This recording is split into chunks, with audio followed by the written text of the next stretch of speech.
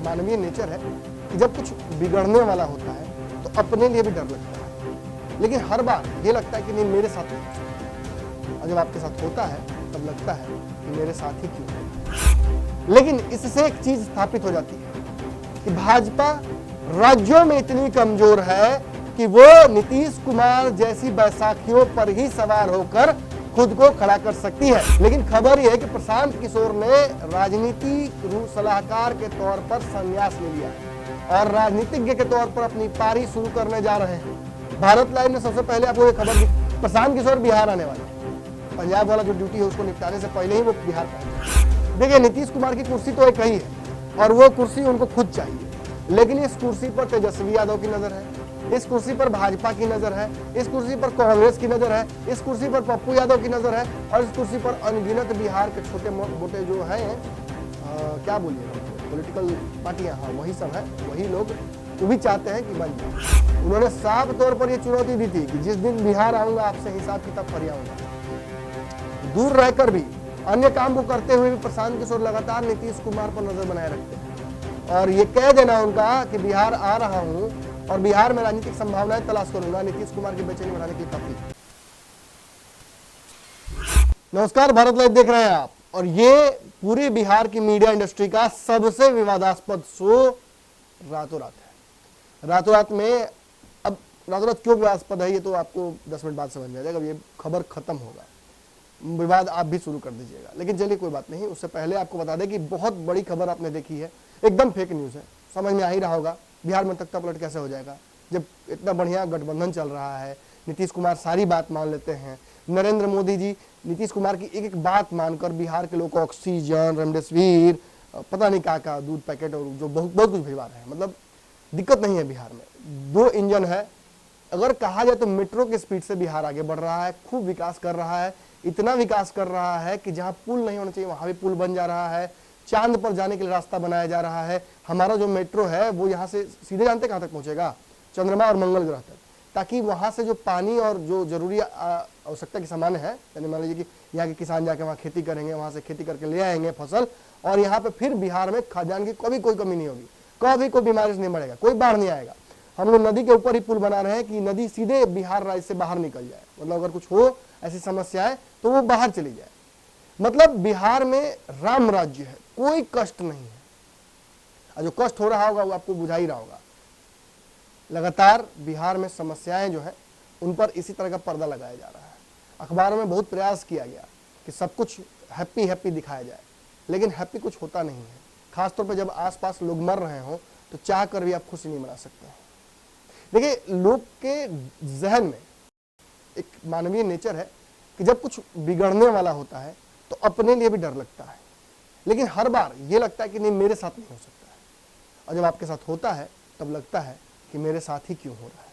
बिहार में आज हर घर में एक व्यक्ति परेशान है, या तो कोरोना से या कोरोना प्रभावित कोई है जिसकी वजह से वो परेशान है। आसपास कई लोगों ने अपने कई चहेतों को खो दिया है। मिसमैनेजमेंट इस लेवल का है कि सुप्रीम कोर्ट को खुद डांटना पड़ता है राज्यों को। परिस्थितियां ऐसी हैं कि चाह कर भी हमारे मुखिया नीतीश कुमार जी नरेंद्र मोदी जी से कुछ मांग नहीं पा रहे हैं।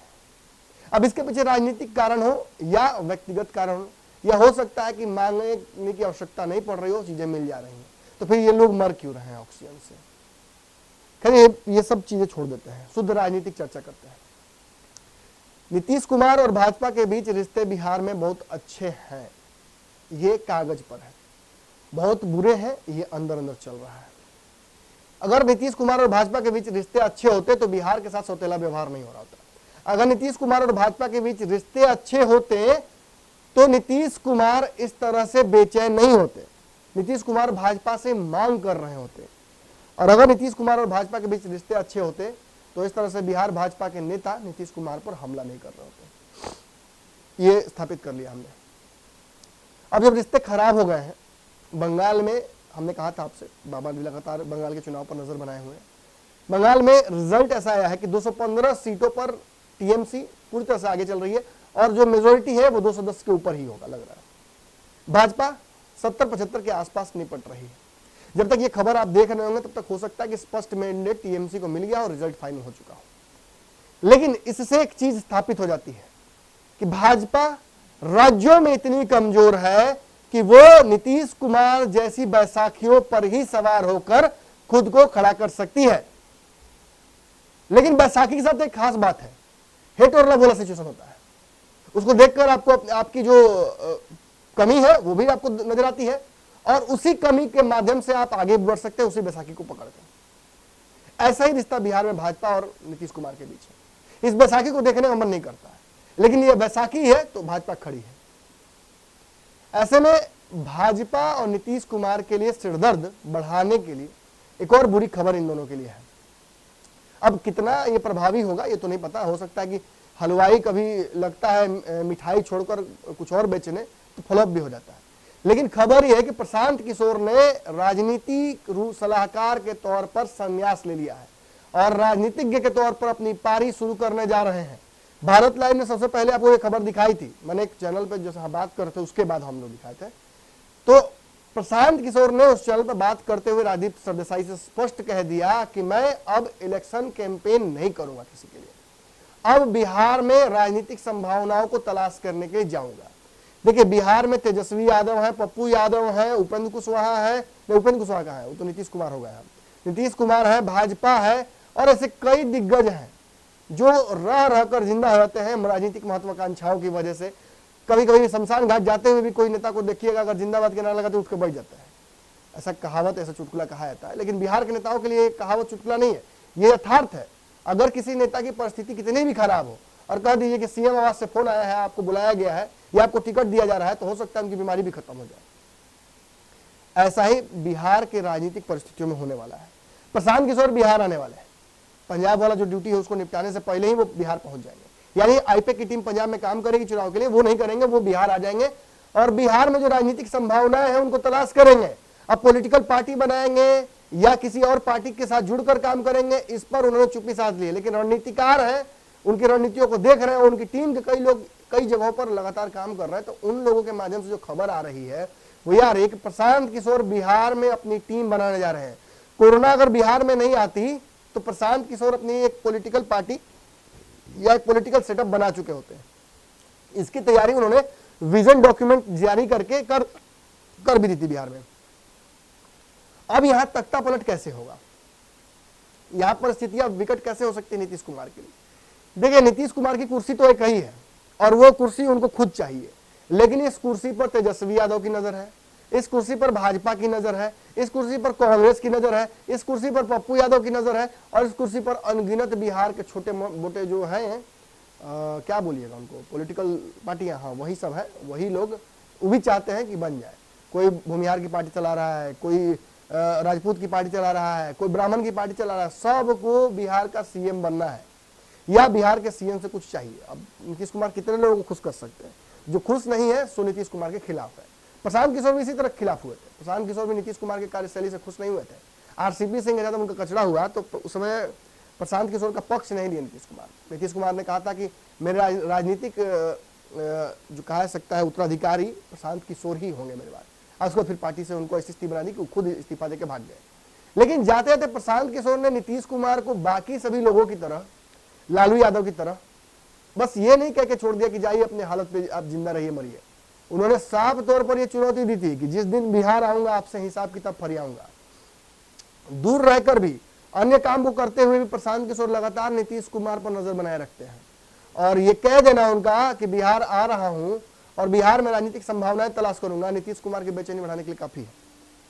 अगर नीतीश कुमार भाजपा के साथ आएंगे, जो कि फिलहाल लग नहीं रहा है, तो यह भी नीतीश कुमार के लिए खतरनाक होगा। और नीतीश कुमार किसी और पार्टी के साथ या तेजस्वी के साथ आ जाते हैं तो ये तो नीतीश कुमार के लिए महा खतरनाक होता है। आपको पता है कैसे भाजपा को आज तक जो प्रशांत किशोर है वो डैमेज कर रहे हैं। क्यों? क्योंकि एक बार इनसाइडर रह चुके हैं, वो भाजपा की रणनीतियों को समझते हैं, वो जानते हैं भाजपा कैसे काम करती है। और बिहार में तो तख्ता बस पलटने का इंतजार कर रहा है, लगाइए जेसीबी उखाड़ के पटक दीजिए। आज जो परिस्थितियां बिहार में बनी हुई है भाजपा और नीतीश कुमार के बीच में, जनता भी अच्छे से जान गई। हम पत्रकारों की आवश्यकता नहीं है, जनता समझ रही है। ऑक्सीजन काहे नहीं मिल रहा, जान रही है कि केंद्र में जब मोदी की सरकार है तो हमको ऑक्सीजन मिलना चाहिए ना। आके आपने कहा था 1000 करोड़ देंगे, कितना दे दूं कितना दे दूं, अरे 1 लीटर दे दीजिए, किसी की जान बचा दीजिए। लेकिन कुछ नहीं हो पा रहा है, भोज घड़ी कोहरा रुपा रहा है। हर जगह ऑक्सीजन प्लांट मिलेगा, बनेगा, और यहीं पे उत्पादन जब हो जाएगा तो आपको मिलेगा। तब तक ऑक्सीजन की जगह पर नाइट्रोजन खींच लीजिए थोड़ा सा। योगी जी तो बोल ही दिए हैं कि नाइट्रोजन से ऑक्सीजन खींचने का व्यवस्था कुछ निकाला जाए। देखिए देश की परिस्थिति ऐसी है, कभी कभी लगता है कि जिन लोगों से शायद अपना घर भी नहीं चल पाता, या शायद चल भी नहीं रहा है, मुझे लगता है उन्हीं लोगों के हाथ में देश दे दिया गया है। माने जिससे गांव संभाल नहीं रहा है उसको देश का प्रधानमंत्री या मुख्यमंत्री या जो कहिए बना दिया गया है। इन बदली हुई परिस्थितियों में बिहार के एक कुर्सी, नीतीश कुमार की कुर्सी, जिसको सीएम की कुर्सी कहते हैं, जिसको भाजपा ने इस बार उनको डर से दे दी, क्योंकि डर तो है भाजपा को। अब भाजपा और डर गई है, क्योंकि बंगाल में जो परिस्थितियां बनी है, इतना बुरी तरह से हारी है भाजपा बंगाल में। दावा कुछ और कर रहे थे अमित शाह कुछ दिन तक मुंह नहीं दिखाएंगे, तो इसमें भी कोई बड़ी बात नहीं है, हो सकता है राजनीतिक कोरोना भी उनको भी हो गया हो। लेकिन बात स्पष्ट है, नीतीश कुमार का सिक्का बिहार में फिर चमकेगा। क्यों चमकेगा? क्योंकि भाजपा अब डाउन रहेगी। भाजपा बंगाल तो हार गई, बिहार में नहीं हारना चाहेगी ना। अगर नीतीश कुमार से दुश्मनी करेगी तो नीतीश कुमार क्या कहेंगे, आप जाइए, आप अपने लिए अलग समीकरण तैयार कर लीजिए, बिहार में एक बार फिर ट्राई के लिए 2015 की तरह सरकार बना के फिर से वही नाक रगड़ के वापस आना पड़ेगा। एक ही दरवाजा है बिहार में जो आपको सुकून दे सकता है, वो है नीतीश कुमार का। लेकिन नीतीश कुमार के सुकून को भी खत्म करने के लिए प्रशांत किशोर बिहार में आ रहे हैं, अपनी स्ट्रेटजी लेकर आ रहे हैं। और जब प्रशांत किशोर एक ब्राह्मण के तौर पर बिहार में आएंगे और रणनीतियों को साधने की कोशिश करेंगे, और पुराना ट्रैक रिकॉर्ड देखा जाए तो ब्राह्मण लीडरशिप का वाकई बिहार में एक बड़ा बैकलॉग है जो कि क्लियर भी करना है, और कहीं ना कहीं इन रणनीतियों पर चलकर राजनीतिक फायदा भी उठाया सकता है। प्रशांत किशोर भाजपा को भी अच्छे से समझते हैं, वो जानते हैं भाजपा किन रणनीतियों पर काम करती है, वो जानते हैं कि नीतीश कुमार की कमजोरियां क्या है, उनके संगठन के एक एक व्यक्ति का नंबर उनके पास है। नीतीश कुमार के लिए आने वाले समय जो है वो आज के इस बाद होना चाहिए था बहुत अच्छा, लेकिन ये सब कुछ करके प्रशांत किशोर ने कहीं ना कहीं इसमें विघ्न डाल दिया है। अब प्रशांत किशोर के आने के बाद बिहार में कौन सी रणनीतियां काम करती हैं, कैसे नीतीश कुमार इस नए जो कहीं ना कहीं बला है उससे निजात पाते हैं, इन सब पर हमारी नजर रहेगी। आपकी नजर भारत लाइव पर होनी चाहिए। खबरें लगातार भारत लाइव पर चलती रहेंगी। धन्यवाद। अगर ये वीडियो पसंद आई और वह बिहार के राजनीति और बिहारियत से सरोकार रखेनी तो सब्सक्राइब बटन दबा के चैनल के सब्सक्राइब कर ली। ओजे एगो घंटी बा, ओकरा बटन दबा देला से कुल सटीक और मारक खबर रुआ मुफ्त में मिल जाई। अगर रुआ पत्रकारिता के हमनी के नया प्रयोग में सहयोग कर चाहतानी तो ज्वाइन बटन दबा दी। पेटीएम नंबर नोट कर ली 9386816700। धन्यवाद।